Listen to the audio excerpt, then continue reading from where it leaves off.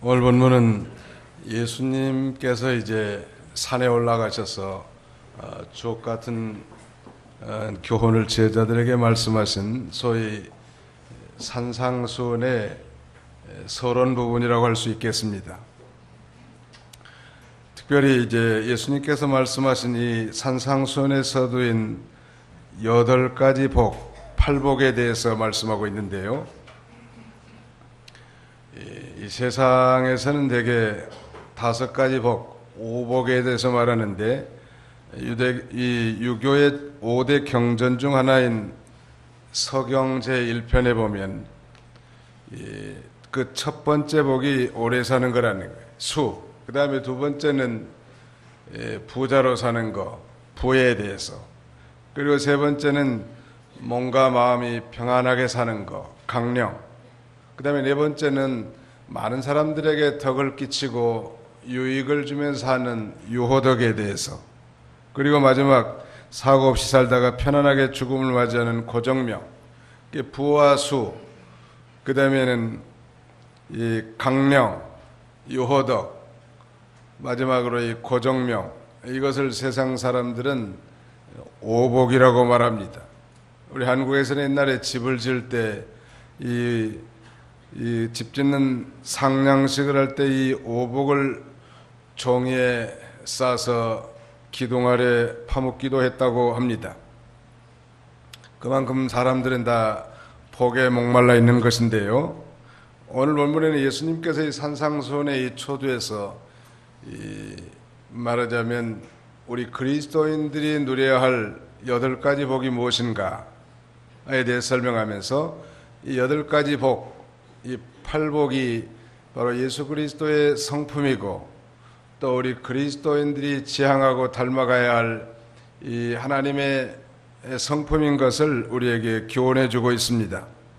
구체적으로 이 8복을 누릴 자격자와 그 복의 내용이 무엇인가, 오늘 주보 순서지 맨 뒷면에 보시면 이 8가지 복에 대해서 요약을 해놨는데요.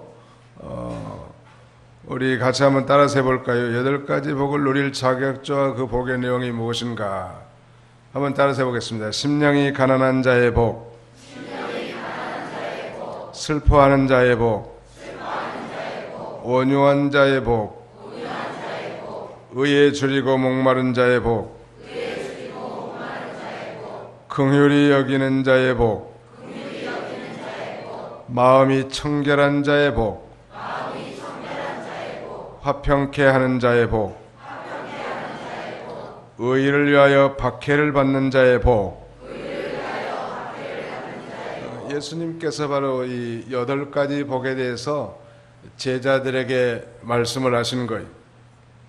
그 구체적으로 하나씩 살펴보면 첫째가 바로 심령이 가난한 자의 복인데요. 거기 3절에 보시면 심령이 가난한 자들은 복되다. 하늘나라가 그들의 것이기 때문이다. 그랬습니다. 심령이 가난한 자, the poor in spirit. 심령이 가난한 자는 도대체 어떤 자인가? 이 가난이라고 하는 의미를 이해하는 것이 굉장히 중요합니다. 왜냐하면 물질적으로 부자로 사는 사람도 심령이 가난한 사람이 있고 물질적으로 가난한 사람도 심령이 교만하고 부요한 사람이 있기 때문인 것입니다. 예수님 말씀하신 이 심령이 가난한 자라는 건 도대체 무슨 의미냐는 말이에요. 이건 바로 물질적인 빈곤 상태를 말씀하신 것이 아니라 심령의 가난을 가리키는데, 우리 인간의 존재가 어떤 존재인지를 바로 깨닫는 것이 중요합니다. 늘 강조합니다만 우리 인간은 태어날 때부터 우리가 아담과 똑같은 죄를 범하지 아니하였다 할지라도 우리 인류의 조상 아담이 범죄한 그 죄가 모든 인류에게 유전되고 전가되어서 내려오는 죄인으로 출생한다는 거예요. 그러니까 어머니 뱃속에 태어날 때 아이들이 정말 천사같이 귀엽고 백지장처럼 아무것도 그러지 않는 투명한 그런 깨끗한 인간 같지만, 그러나 그들이 자라나면서 발생하는 여러 가지 현상들은 여전히 죄인인 것을 적나라하게 증거하고 있단 말이에요. 그래서 철학에서도 소위 인간이 성선설이 맞느냐 아니면 성악설이 맞느냐 그런 주장이 있지만, 성경적인 가르침은 인간은 태어날 때부터 죄인으로 출생하는데 보통 죄인이 아니고 완전 영적으로 파산한 그런 가난한 상태, 전적 부패하고 전적 무능력한 그런 상태로 출생하는 것입니다. 이런 상태를 바로 아는 사람이 복이 있다는 거예요. 이 심령이 가난한 자, 자기는 좀 괜찮은 사람인 것처럼 생각하는 게 이게 참 이 고치기 곤란한 거예요. 몸에 암덩어리가 있음에도 불구하고 의사 앞에서 자기는 건강하다고 항변한다면 그건 참 의사도 손을 쓸 수가 없지 않겠습니까? 그러므로 인간은 정말 착한 행실을 하든 그렇지 않든 예수 믿기 전까지의 모든 인생은 다 이 철저한 죄인, 완전한 이 부패성을 가진 그런 존재로 출생하는 것입니다. 죄로 말미암아 인간은 영적으로 파산을 당하여서 하나님의 도움이 없이는 살아갈 수 없는 그런 영적인 가난한 상태, 그래서 누군가의 도움이 없이는 살 수 없고 빌어먹을 수밖에 없는, 그렇지 않으면 죽을 수밖에 없는 절체절명의 가난함이 바로 오늘 본문의 심령이 가난한 자라는 거예요. 이사야 61장 1절에 보면 이사야 선지자가 예수님이 오시기 약 700년 전에 예언한 그런 내용이 나오는데, 주 여호와의 영이 내게 임하였으니 이는 여호와께서 내게 기름을 부으시고 가난한 자들에게 아름다운 소식을 전하게 하려는 것이다. 장차 700년 후에 인류를 구원할 메시아가 오시는데 그분은 성령에 충만해서 아름다운 소식, 복음을 증거할 건데, 이 가난한 자들에게 이 아름다운 소식인 복음을 전할 것이라고 예언하고 있는 것입니다. 오늘 본문은 이미 구원받은 제자들에게 말씀하신 것인데, 천국 시민된 오늘 우리가 하나님 앞에 섰을 때 정말 지금 당장 손 쓰지 않으면 곧 굶어 죽게 될 것처럼 영적으로 가난해져야 하나님의 나라가 임하는 것입니다. 가난한 심령, 그러니까 이 영적인 것을, 영적인 면에서 가난한 것을 가리키는 것입니다. 좀 어렵게 들릴 수 있겠습니다만, 가령 이 세상에서 부와 명예를 향수하고 권력을 쟁취하고 쾌락을 누린다 할지라도 인간들이 그런 부와 명예와 권력과 쾌락과 그 어떤 것으로도 우리가 만족할 수 없는 존재인 줄 알고, 정말 우리 영혼에 참된 가난함을 해결시켜 줄 수 있는 이 참된 것을 구하는 마음, 그게 바로 가난함이라고 할 수 있을 것입니다. 이 가난함은 다른 말로 표현한다면 이 겸손함이라고도 말할 수 있지 않겠습니까? 성경을 한 군데 찾아봅시다. 시편 40편 17절 읽으시기 바랍니다. 시편 40편 17절, 70편 5절, 86편 1절. 시편 40편 17절. 나는 가난하고 궁핍하나 주께서 나를 생각해 주시니 주님은 나의 도움이시여 나를 건지시는 분이십니다. 나의 하나님이시여 지체하지 마소서. 예, 나는 가난하고 궁핍하나, 이건 어떤 물질적으로 가난하고 궁핍하다는 게 아니에요. 지금 정말 하나님의 영적인 그런 도움이 없이는 살 수 없는 그런 곤고한 상태, 이런 상태에 있는 자신을 하나님이 생각해 주시고 또 그 하나님이 나의 진정한 도움이 된 걸 노래하고 있습니다. 또 70편 5절도, 시편 70편 5절도 읽으시기 바랍니다. 나는 가난하고 궁핍하니 하나님이시여 어서 내게 임하소서. 주께서는 내 도움이시며 나를 건지시는 분이시니 여호와시여 지체하지 마소서. 동일하게 다윗의 시인데, 나는 가난하고 궁핍하니 하나님이 어서 내게 임하소서. 주께서는 내 도움이시며 나를 건지시는 분이시니, 그 가난한 영적인 가난한 심령, 정말로 이 하나님 없이는 만족할 수 없는 그런 가난한 심정을 가리키는 것입니다. 86편 시편 86편 1절도 읽으십시오. 여호와시여 나는 가난하고 궁핍하니 주님의 길을 기울여 내게 응답하소서. 예, 다윗은 동일하게 시편 86편에서도 여호와시여 나는 가난하고 궁핍하니 주님의 길을 기울여 내게 응답하소서 그랬습니다. 다시 말씀드리면 영적인 은혜를 공급받지 못한다면 결코 살 수 없는 그런 것처럼 겸손히 하나님 앞에 항복하고 나올 때 그 사람의 심령이 바로 천국, The Kingdom of Heaven이 임하게 된다는 거예요. 하나님의 나라는 먹는 것과 마시는 것이 아니요 오직 성령 안에서 의와 희락과 평강이니라. 정말 이런 가난한 심령으로 주님의 영적인 은혜를 간절히 사모하는 그런 심령에게 하나님께서 성령 안에서 의와 희락과 평강이 충만한 삶을 살 수 있다는 것. 늘 강조합니다만 인간은 모든 피조물과 다르게 영혼이 있게 지음을 받았다고 했지 않습니까? 영혼이 있다는 것은 다른 어떤 고등동물로 결코 가질 수 없는 이 영혼이 있게 지음받았다는 것은 그 영혼이 하나님을 찾고 예배하고 하나님을 섬기고 하나님과 교통하도록 그렇게 만들어 놓는 거예요. 그러므로 우리 인간의 이 한 가슴에는 이 세상 그 어떤 것으로도 채울 수 없는 이 빈 공간이 있단 말이에요. 그 빈 공간을 채워줄 수 있는 유일한 분은 하나님이시란 말이에요. 그러므로 인간이 하나님을 만나기 전까지 이 가져야 할 이 가난한 심정이라면 정말 부와 권력, 명예와 영광 그 어떤 쾌락을 추구해봐도 내 심령은 여전히 곤고하고 가련하고 눈멀고 벌거벗은 것 같은 그런 가난한 심정이라는 사실을 인정하는 사람이 천국이 되시는 예수 그리스도를 영접하게 된 거예요. 그 반대로 정말 돈과 명예와 권력을 쟁취했다고 해서 정말 그것으로 만족하고 우리 영혼에 대한 무관심한 자들은 그야말로 배부른 자고 심령이 부자인데 성경은 이렇게 말합니다. 너희 배부른 자여 화 있을진저. 정말 인생이라면 정말 태간 백성이라고 한다면 이 세상 그 어떤 것을 누리고 쟁취한다 할지라도 심령에 참된 배부름을 얻을 수가 없을 테인데 바로 그런 가난함을 느끼고 그 영적인 은혜를 사모하는 자에게 하나님의 나라 즉 천국이 그들의 심령에게 임하게 될 것을 가리키는 거예요. 자신들의 육신에 대한 자부심을 모두 다 내버리고 자신들에게는 나는 아무것도 기대할 것이 없습니다. 우리 의식으로 말하자면 천보여 의지없어서 손들고 옵니다. 주 나를 박대하시면 나 어디로 가겠습니까?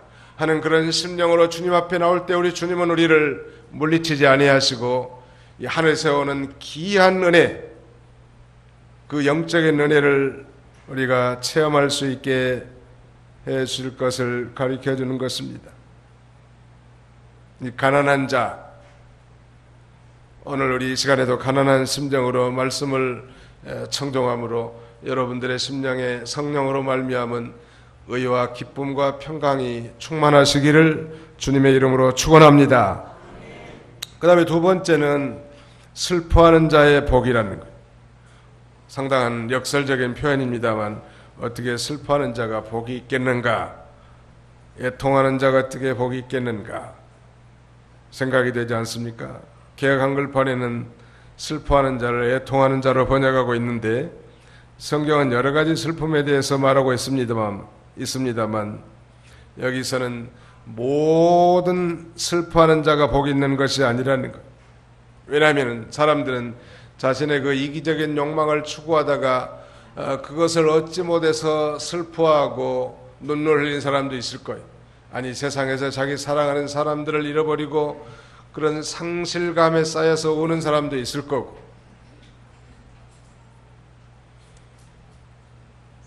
그런 슬픔이 아니라 정말 여기 성경에서 말하는 이 슬픔은 무엇일까요? 자기 죄 때문에 슬퍼하는 사람, 이런 사람이 복이 있다는 거예요. 이사야 61장 2절 이하에 보니까 애고가는 모든 자들을 위로하게 하시고 시온에 슬퍼하는 자들에게 제 대신 화관을, 슬픔 대신 기쁨의 기름을 주게 하시니 라고 말씀하고 있는데, 바로 예수님께서 말씀하신 슬퍼하는 자는 도대체 어떤 자를 가리킬까요? 예수님은 바로 이런 슬퍼하는 자에게 위로를 주러 오신 분이신데요, 예수님이 말씀하신 슬퍼하는 자라는 것은 자기 죄 때문에 슬퍼하는 자예요. 믿지 않는 자라면 그러므로 우리 인간은 죄인이로구나, 이것을 인정하고 슬퍼하면서 그 죄의 문제를 해결해 줄 예수 그리스도를 자신의 구주로 영접하는 순간 하늘의 위로로 충만하게 해줄 것을 가르쳐 주는 것입니다. 예수님이 말씀하신 것처럼 건강한 자에게는 의원이 쓸데없고 병든 자에게나 쓸데있나니 내가 의인을 부르러 온 것이 아니라 죄인을 불러 회개시키러 왔노라. 예수님이 오신 것은 죄인을 찾으러 왔는데 자신이 의인이라고 꿋꿋이 우긴다면 예수님하고 무슨 상관이 있겠냐는 말이에요. 아무 상관이 없는 거죠. 그러므로 내가 정말 어쩔 수 없는 죄인이로구나. 여러분, 죄인이니까 죄를 짓는 건 너무 자연스러운 거예요. 사과나무가 자연스럽게 사과나무에 열매를 맺히는 것은 자연스러운 것처럼 우리는 태어날 때부터 죄인으로 출생했기 때문에 범죄하고 죄를 짓는 것은 너무나 자연스러운 일이란 말. 예, 그렇다면 이 죄의 문제를 해결해 줄 자가 누가 있겠냐는 말. 그래서 그 죄 때문에 사람들은 그 죄를 감춰보려고 여러 가지 수양과 도덕과 윤리를 중시하면서 노력을 많이 하지만, 그러나 우후 죽순처럼 우리 속에서는 이 죄가 솟아올라온단 말이에요. 도대체 나는 왜 이렇게 참 죄 많은 인생인가? 왜 이 고질적인 습관과 죄 가운데서 나는 헤맬 수밖에 없는가? 도대체 나라는 인간은 어떤 존재인가를 알고 자신이 죄인 된 것을 깨닫고 그 죄를 인정하고 그 죄를 사해주러 오신 분, 죄에서 구원하러 오신 그 주님을 영접할 때 그 사죄의 기쁨과 위로가 충만하게 넘치게 될 것을 우리에게 가르쳐 주는 것입니다. 뿐만 아닙니다. 성경은 이렇게 증거하죠. 만일 우리가 우리의 죄를 자백하면 그분은 신실하고 의로우셔서 우리의 죄를 용서하시고 모든 불의에서 우리를 깨끗하게 하신다.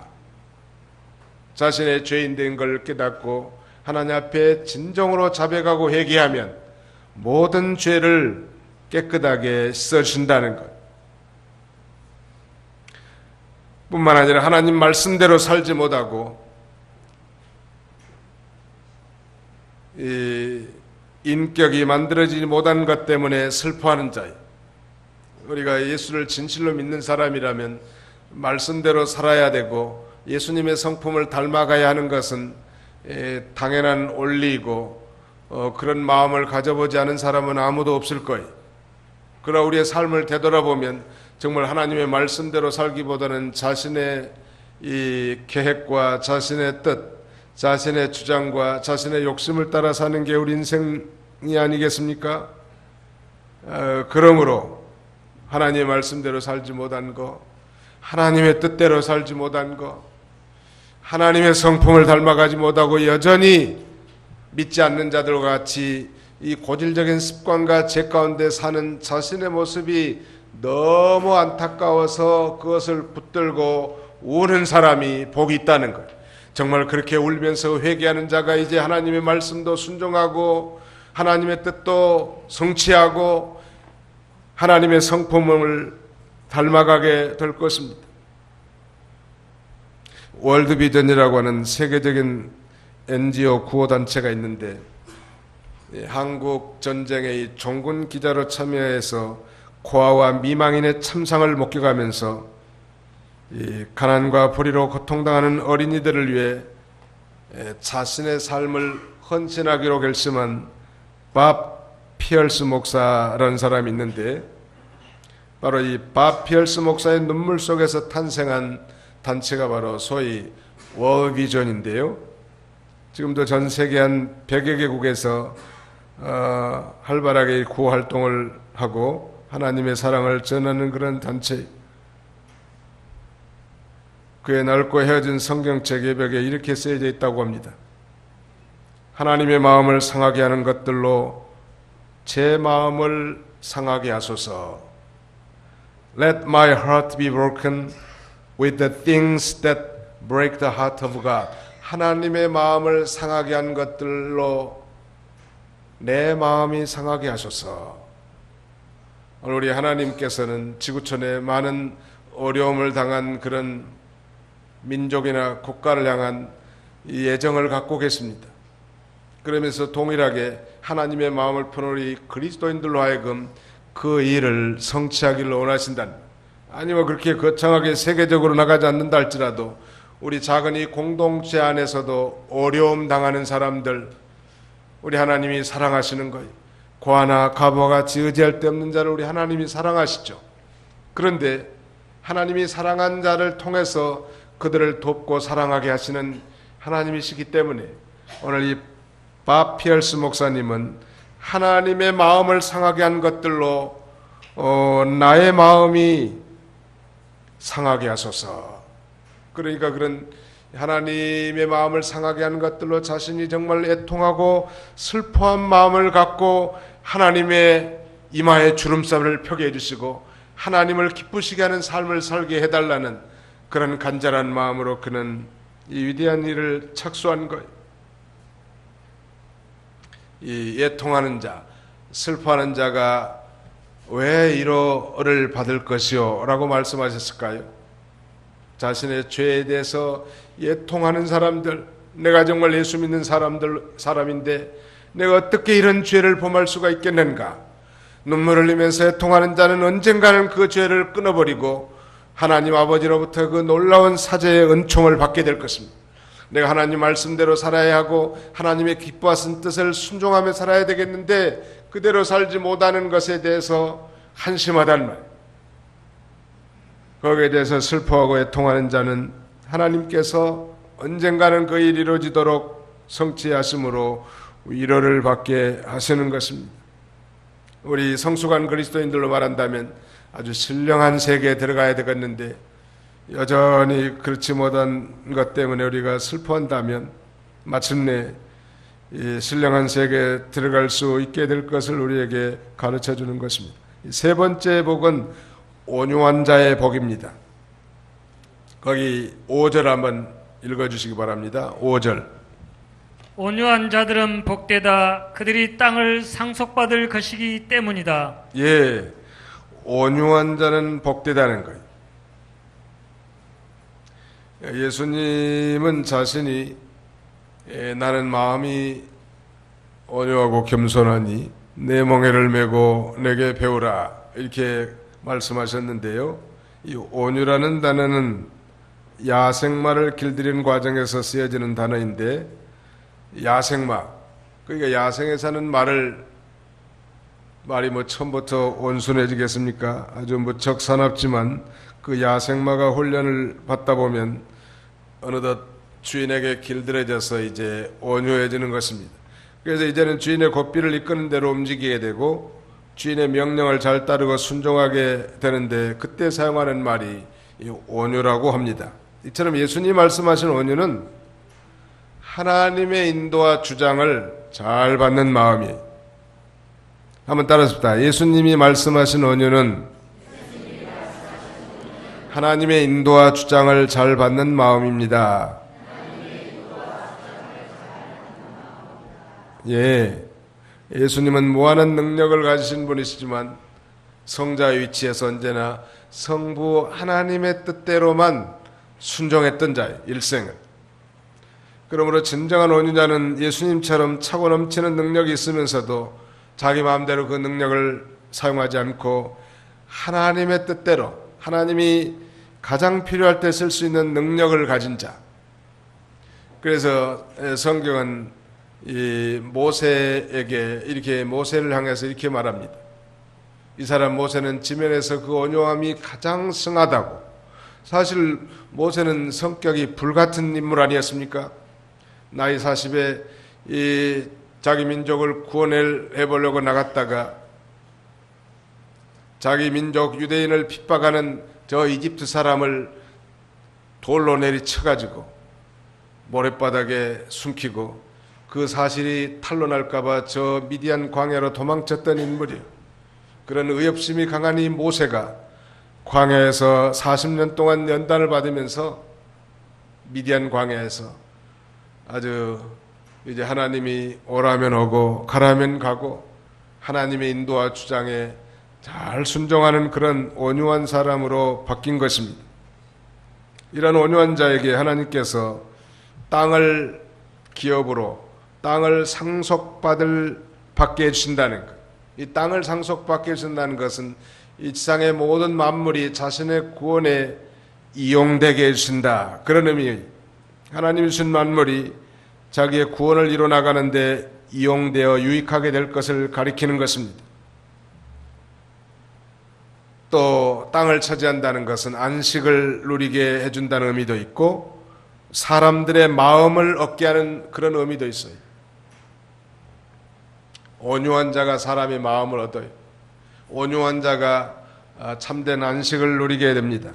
온유한 자가 하나님이 주신 만물이 자기 구원을 이뤄나가는데 이용되게 할 것을 가리키는 것입니다. 이 온유의 영어 표현은 gentleness, 즉 부드러움인데요. 바로 이 부드러움에 힘이 있다는 거예요. 이 상룡이라고 하는 사람은 노자의 스승인데 스승 상룡이 임종을 앞두고 이제 자기 제자 노자를 불러서 마지막 유언적 가르침을 베푸는데요. 이 제자인 노자가 오자 이 상룡 스승은 자신의 입을 크게 벌리고 묻습니다. 노자야, 내 입속을 보거라. 내 혀가 있느냐? 그러니까 예, 있습니다. 또 내 이빨도 있느냐? 그러니까 하나도 없습니다. 그게 무슨 뜻인지 알겠느냐? 그렇게 질문하는 거예요. 예, 알겠습니다. 선문답 같은 문답인데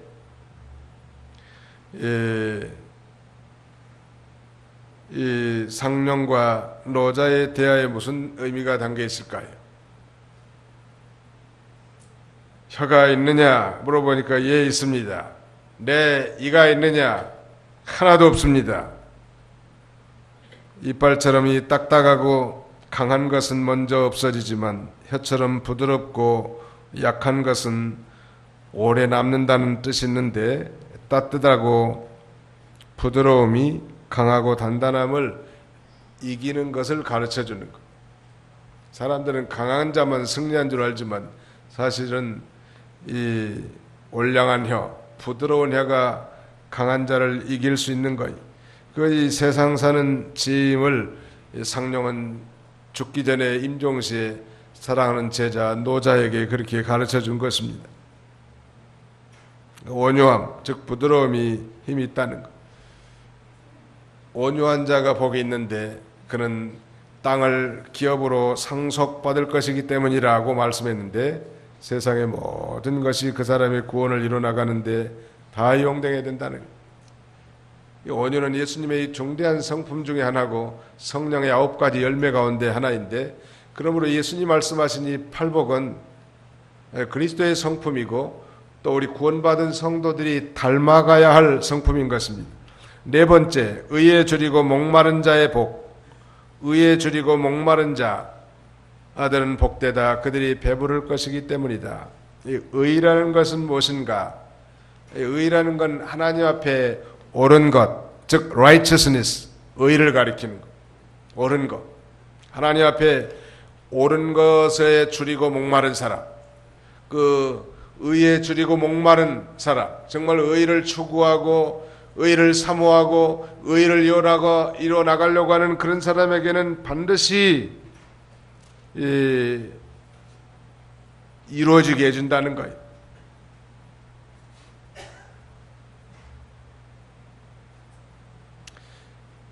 거기를 한번 읽어보시죠. 이사야 55장 2절 말씀. 이사야 55장 2절입니다.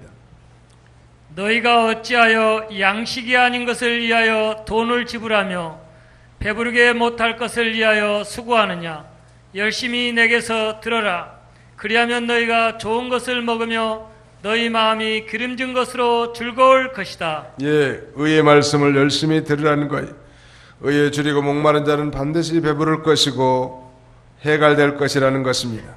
다시 말씀드리면 하나님의 의를 찾고 그 의를 이루어 나가려고 하고 목마른 사람은 배부르게 된다는 거예요. 심령의 만족과 기쁨 그리고 평안으로 채워질 것을 우리에게 가르쳐 주는 것입니다. 성경은 의를 강조하는, 하늘나라의 기초는 공평과 정의, 공평과 의인데요. 성경은 의를 아주 강조하고 있습니다. 의의 재물, 적은 소득이 의를 겸한 것이 이 많은 소득이 불의를 겸한 것보다 낫다고 성경은 가르칩니다. 불의한 방법으로 재산을 모으고 재물을 축적하는 것을 가르치지 않는 거예요, 성경. 정당하고 의롭게 재물을 축적하는 것을 강조하고 의의 재판, 의의 구제, 의의 제도 이걸 다 우리에게 가르쳐주고 있다는 말. 오늘 본문에 우리가 팔복 가운데 4개를 살펴봤는데 팔복은 눈에 보이고 현실적이고 물질적인 복이 아니라 눈에 보이지 않는 영원하고 영적인 복을 가리키는데 이건 바로 예수님의 성품이고 우리 구원받은 자들, 천국 백성들이 닮아가야 할 그런 이 성품입니다. 죄로 말미암아 영적으로 공허한 인생들은 설령 세상의 물질과 명예, 지식과 쾌락 등이 채워졌을지라도 참 만족과 행복을 결코 누릴 수 없다는 것. 정말 다시 목마름이 없고 우리의 정말 뻥 뚫린 가슴을 채워줄 참된 이 복, 그게 바로 영원한 복인데 그것이 예수님 말씀하신 이 팔복이고 이제 8개 가운데 5번째 복은 긍휼히 여기는 자의 복입니다. 우리 다 같이 한번 7절 같이 한번 읽어봅시다. 시작. 긍휼히 여기는 자들은 복되다. 그들이 긍휼히 여김을 받을 것이기 때문이다. 이 긍휼이라고 하는 것은 고통 중에 있는 자들을 불쌍히 여기는 마음이 뿐만 아니라 불쌍히 여기는 정도가 아니라 상대방이 느끼는 그 어려움을 제거하기 위해서 실제 행동하면서 구체적으로 도움을 주는 것까지 포괄하고 있는 것입니다. 단지 이 긍휼이라는 게 높은 자리에서 내려와서 보면서 불쌍한 자들 향해서 혀나 끌끌 차고 가련하게 여기는 그런 감상주의적 동정이 아니라는 거예요. 아, 참 불쌍하구나. 어쩌다가 저렇게 됐나. 안 됐구만. 그런 정도가 아니고 정말 불쌍히 여기는 그런 마음을 가질 뿐만 아니라 그 불쌍한 자들을 실제로 이제 그 어려움을 제거하기 위해서 행동으로 옮기고 구체적으로 도움을 주는 것까지 포함되고 있는 것입니다. 예수님께서 세상에 계실 때 실제로 긍휼의 삶을 보이셨고 우리 하나님은 긍휼이 풍성하신 하나님이십니다. 그러나 이 긍휼 가운데서도 최고의 으뜸가는 완전하고 으뜸가는 이 긍휼은 바로 십자가예요. 왜냐하면 이 십자가는 죄를 범한 인류를 구원하기 위해서 자기 아들을 보내사 십자가에 못 박아 내주시고 사죄와 구원, 부활과 영생을 얻게 하지 않았습니까? 그 긍휼이 풍성하신 하나님께서 그 큰 사랑을 인해서 오늘 믿는 우리들로 하여금 허물로 죽은 우리를 다시 살려주셨단 말이에요. 그래서 우리가 은혜로 구원받은 거예요. 우리가 이 성도의 구원은 하나님의 긍휼로 시작하고 긍휼로 진행되고 긍휼로 마치게 될 것입니다. 하나님이 우리가 잘나서가 아니고 우리가 똑똑해서가 아니라 하나님이 우리를 긍휼히 여기셔서 자기 하나밖에 없는 외아들 독생자를 십자가에 못 박아 대속적 죽음을 죽게 하심으로 우리에게 놀라운 긍휼을 베풀어 주셨기 때문에 그러므로 하나님의 큰 긍휼을 받은 우리가 이제 마땅히 다른 사람들에게 긍휼을 베풀어야 할 것입니다. 긍휼의 축복은 부메랑 효과로 나타나는데 우리가 하나님의 긍휼을 입은 자들이지만 다른 사람들을 긍휼히 여기면 계속 하나님의 긍휼을 덧입어 나갈 수 있는 것입니다. 성경은 이렇게 말합니다. 긍휼을 베풀지 않는 자에게는 긍휼 없는 심판이 있을 것이다. 긍휼은 심판을 이기고 기뻐한다 그랬습니다. 여섯 번째, 마음이 청결한 자의 복. 8절에 보십시오. 마음이 청결한 자들은 복되다. 그들이 하나님을 볼 것이기 때문이다. 마음이 청결한 자가 복되다고 말씀하고 있습니다. 만물보다 거짓되고 심히 부패한 것이 사람의 마음이라고 했는데, 또 예수님께서도 사람의 마음에서 나오는 것이 사람을 더럽게 한다고 했습니다. 그런데 이 마음이 청결한 자가 복이 있다는 것, 어떻게 하면 그러면 우리 마음이 청결해질 수 있을까요? 그건 예수 그리스도의 피로 정결케 될 수 있는 것입니다. 뿐만 아니라 우리가 회개하고 욕심을 버림으로 우리의 마음이 청결해질 수 있어요. 그리고 이제 우리 중생한 영, 새 사람이 성령의 인도를 따라 살 때 우리의 마음이 청결해지고, 청결한 심령이 될 때 우리가 하나님을 영적으로 볼 수 있다는 거예요. 우리 마음은 하나지요. 뭐 두 마음이 있는 게 아니고 우리 마음은 하나의 기관인데, 이 마음이 우리 육체의 부패성, 즉 욕심에 이용되느냐, 아니면 우리의 마음이 새 생명, 중생한 영혼에게 이용되느냐, 그 결과는 판이하게 다르단 말.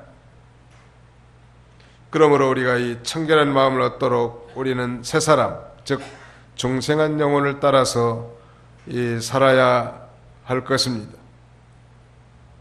성경은 여호와께서는 사악한 자를 엽겹게 여기시나니 정직한 사람과는 교제하시기 때문이다. 우리 하나님은 정직한 자와 교제한다는 거예요.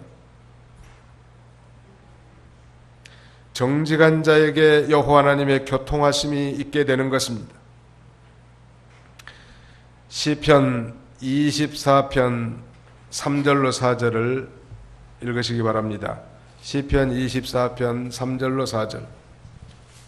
여호와의 산에 오를 사람이 누구며 그 거룩한 곳에 설 사람이 누구냐? 곧 손이 깨끗하고 마음이 청결하며 자기 생각을 헛된 것에 두지 않고 거짓으로 맹세하지 않는 사람이다. 여호와의 산에 오를 자가 누구며 그 거룩한 곳에 설 자가 누구냐?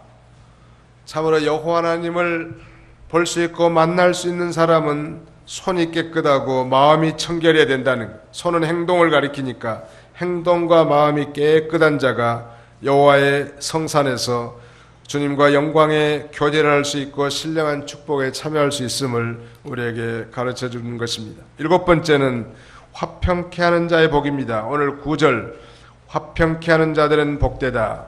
그들이 하나님의 아들이라 불릴 것이기 때문이다. 소위 피스메이커들이 복되다는 거예요. 하나님은 화평의 하나님이시고, 그 하나님이 화평 중에 우리를 부르시고 화평의 복음을 듣게 하시고, 죄로 인해서 하나님과 원수됐던 우리들을 위해서 예수 그리스도의 피로 하나님과 화목하게 하신 것입니다. 그러므로 이 화평의 하나님을 믿는 사람들은 이제 하나님과 화평하게 됐을 뿐만 아니라 자기 마음에도 화평을 누리죠. 어떤 시험과 환난 가운데서도 이제 마음의 화평을 누리면서 사는 거예요. 뿐만 아니라 성경은 더 나아가서 이제 다른 사람들 사이에서도 화평을 누리는 자가 되기를 원한다는 말이에요. 언제나 이 피스메이커의 반대말은 트러블 메이커일 것입니다. 어디가든지 문제를 일으킨 사람이 되지 아니하고 중재자, 평화의 중재자, 피스메이커가 되기를 원하는 것. 아주 가장 작은 공동체인 우리 가정에서부터 그렇게 되지 않겠습니까? 가령 뭐 집안에서 한 대가족이 산다고 하면 남편은 자기 부인과 또 부인의 시어머니 되는 자기 어머니와의 그런 관계 속에서 평화의 중재자가 돼야 되는. 가령 뭐 시어머니가 며느리한테 무슨 낱말을 나무라 했는데 그 평화의 중재자라면 남편이 가가지고 어머니 저 사람이 좀 아직 어리고 부족한 게 많은데 어머니가 좀 이해해 주세요 이렇게 돌아가야 되겠는데, 어머니는 뭘 잘한다고 집사람한테 그렇게 큰 소리 치냐고. 만약에 그런다면 집안이 들썩들썩할 거라. 평화의 중재자가 되지 못한 것. 화평케 하는 자가 복이 있는데 저가 하나님의 아들이라 일컬음을 받을 것이며 라고 말씀하고 있는데, 바로 예수 그리스도께서 하나님과 원수되었던 우리 인간을 화목케 함으로 하나님의 아들이라고 칭함받은 것처럼, 오늘도 이 세상에서 이 화평케 하는 사람들은 하나님의 아들이라고 그렇게 불리게 될 것을 가리킵니다. 마지막 10절로 12절까지 읽어주시기 바랍니다. 10절로 12절. 의를 위하여 박해를 받는 자들은 복되다. 하늘나라가 그들의 것이기 때문이다.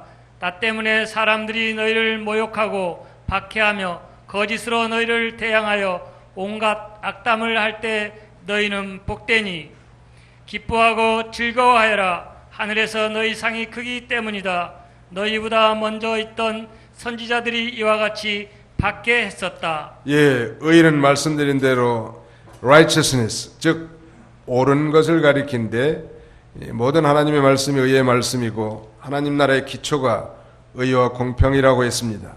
그런데 그 의를 이루어 나가려고 하면 반드시 박해, 핍박이 온다는 것입니다. 그때라도 성경은 기뻐하고 즐거워하라고 말씀합니다. 왜냐하면 의를 위해서 박해를 받는 것은 곧 믿는 증거고 하나님의 기쁘신 뜻대로 사는 믿음의 증거란 말, 산 믿음의 증거예요. 똑바로 서 있는 나무는 바람을 맞게 돼 있지만 누워있는 나무는 바람을 맞지 않습니다. 그러나 누워있는 나무는 말라 죽고 만단 말, 백향목과 같이 바로 서서 모든 풍파를 견디는 나무라야 잘 자라날 수 있고, 후에 궁궐의 이 기둥이라든지 아니면 대들보로 이렇게 쓰임을 받을 수 있지 않겠습니까? 중요한 것은 앞서간 믿음의 선전들이 다 의를 위해서 박해, 핍박을 받는 그 길을 걸어간 거예요. 이런 자에게 천국이 임하고 장차 하늘나라에 가서도 영원한 상급에 참여하게 될 것을 말씀해 주고 있습니다. 저는 오늘 지금 예수님이 말씀하시는 8가지 복, 8복에 대해서 말씀드렸습니다. 제가 사는 시골의 마을에 이름이 팔복이라는 아이가 있는데, 그 어머니가 이 성경을 기준해 가지고 팔복이라고 지은 게 아니고 7번째 아들이 칠복이니까 8번째는 팔복이라고 이렇게 이름을 지은 거예요. 나는 이 팔복을 설교할 때마다 상당히 어려움을 느끼고, 그 다음에는 이 팔복이 엄청나게 중요한 줄 알면서도 성도들이 잘 알지 못한다는. 그러나 예수님이 제자들에게 말씀하신 이 산상수훈의 이 서두에 나온 이 팔복의 의미 8가지를 곱씹으면서 이런 그 팔복을 누리는 인생이 됐으면 참 좋겠습니다. 정말 심령이 가난해서 하나님이 아니면 살 수 없는 것처럼, 다윗이 정말 가난하고 궁핍한 심정으로 하나님을 찾은 것처럼, 하나님이 없는 내 인생 난 도저히 생각할 수 없다, 하나님이 도와주지 아니하시면 나는 살 수 없다, 이런 가난한 심령에게 우리 하나님은 의와 희락과 평강이 넘치는 삶을 살게 해주신 거예요. 슬퍼하는 자가 복이 있는데 그것은 이루함을 받는다고 했는데, 내가 뭘 슬퍼하는 건가? 돈을 많이 잃어버려서 슬퍼하는 것인가? 아니면 내가 이기적인 욕망을 추구하다가 실패해서 슬퍼하는 건가?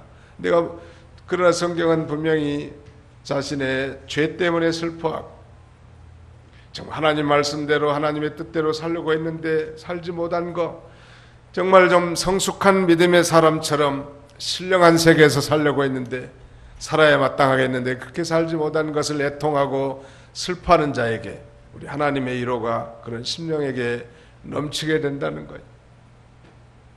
온유한 자는 복이 있다고 했습니다. 온유함은 다른 말로 부드러움이라고 했는데, 그런 사람이 땅을 상속받을 것이라고 했는데, 그것은 온 세상 만물이 다 자신의 구원을 이뤄나가는데 유익을 준다는 거예요. 온유한 자, 적어도 예수 믿는 사람들은 좀 온유해야 돼, 좀 부드러워야 된다. 특별히 예수 믿는 사람들 중에서도 우리 여성 동지들은 좀 집안에서 부드러워야 돼.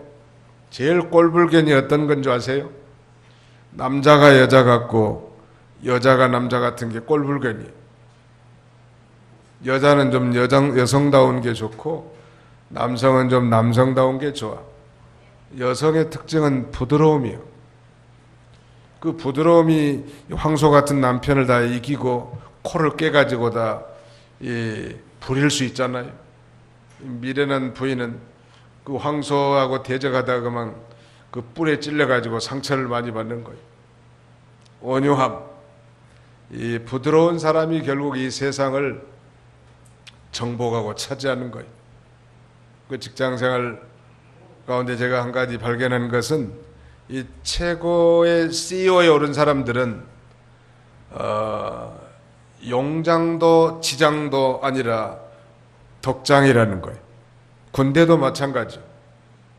당연히 군대 가면 용장이나 지장이 최고 사령관을 돼야 되겠는데 그런 사람들이 사령관이 되지 않고 그런 사람들이 CEO가 되지 못하는 것은 바로 이 하나님은 이 덕장, 부드러운 사람, 온화한 사람들을 세워서 정치를 해나가게 하는 거예요. 긍휼히 여기는 자는 복이 있나니 저희가 긍휼히 여김을 받을 것이며 다른 사람을 정말 불쌍히 여기고 도와주고자 하는 구체적인 행동 계획과 실천하는 사람, 이런 사람은 자신도 그렇게 긍휼히 여김을 받게 되는 것입니다. 의에 줄이고 목마른 자는 복이 있어요. 정말 올바른 것을 추구하고 의를 사모하는 사람은 정말 그 의가 성취된 것으로 배부름을 얻게 되는, 즉 만족감을 얻게 되는 거예요.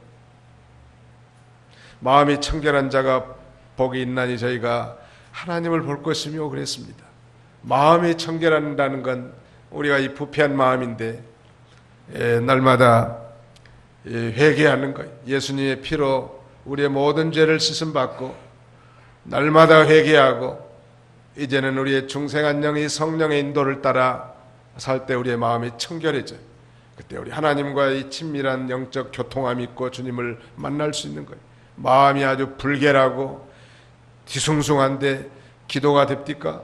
하나님과 교통하심이 있습니까? 그럴 수는 없단 말이에요. 철저하게 회개하고 정결한 심령 가운데 우리 주님을 만나고 교통할 수 있는 것입니다. 화평케 하는 자는 복이 있나니 저희가 하나님의 아들이라 일컬음을 받을 것이며 피스메이커들이 되라는 거, 어디서든지 가정이나 직장이나 어떤 사회에서든지 그 사람만 들어가면 정말 분위기 메이커가 돼가지고 좋아지는 거예요. 그 사람만 들어가면 판이 깨지는 거, 이건 문제가 있는 거예요. 공동체도 치명적인 손상. 우리 주님이 위대한 피스메이커로서 우리가 죄로 말미암아 멸망당할 수밖에 없는 이 원수된 우리들을 하나님과 화목하게 하시지 않았습니까? 그리고 화목의 직책을 주셨고 이 화목의 복음을 전하라고 우리에게 사명을 주신 거예요. 의를 위해서 박해를 받는 자. 이 다섯 번째는 의에 줄이고 목마른 자가 복이 있다고 했는데 마지막 여덟 번째는 의에 줄이고 이 의를 위해서 이제 박해를 받는 자. 마땅히 의를 추구하고 사는 사람들은 핍박과 고난이 있는데 그걸 잘 감내하고 나가라는 거예요. 하늘에서 상이 크다는 거예요. 또 우리 모든 참된 믿음의 선진들이 그 길을 걸어가는 것입니다. 이런 팔복을 누리시고 이 팔복에 이 그리스도의 좋은 성품을 닮아가시는 그런 성숙한 그리스도인들이 다 되시기를 주님의 이름으로 축원하는 바입니다. 기도합시다. 거룩하신 하나님 감사합니다. 오늘도 하나님께서 사랑하시는 주의 백성들을 불러 모아주시고 이 거룩한 날 주님 전에 나와서 신령과 진정으로 하나님 앞에 예배드릴 수 있도록 은혜 주심을 감사하옵고 감사를 드립니다. 오늘 이제 산상에서 주옥같은 이 8가지의 복을 말씀하신 예수님의 이 팔복을 우리가 평생도록 가슴에 담아 깊이 묵상함으로 그 팔복을 누리는 성도들이 되게 해주시고 또 예수 그리스도의 이 좋은 성품을 닮아가는 성숙한 그리스도인들이 다 되게 하여 주시옵소서. 예수님의 이름으로 기도하옵나이다. 아멘.